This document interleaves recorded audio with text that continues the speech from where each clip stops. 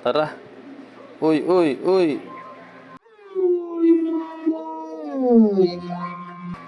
Ayun nga. Ayan guys, ayan no. Nagbe-base tayo ngayon kasi niyaya ko si tropa ko. Ayan, 1 month old kasi yung kanyang motor.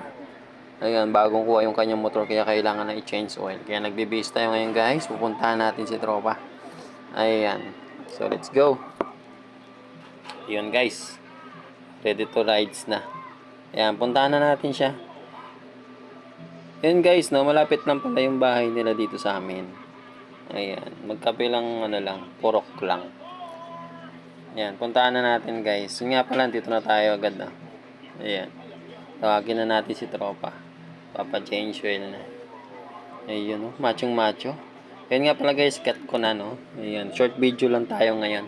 Papunta kami sa casa kung saan namin kinuha yung motor. And then, nandito na nga kami.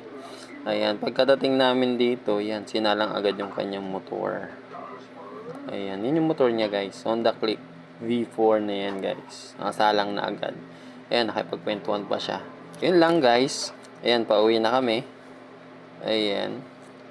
Go! Uy, uy. Uy. Uy. Muntik na yon. Wala lang. Yan na guys, pauwi na kami. Thank you sa panonood. And goodbye. Bye-bye.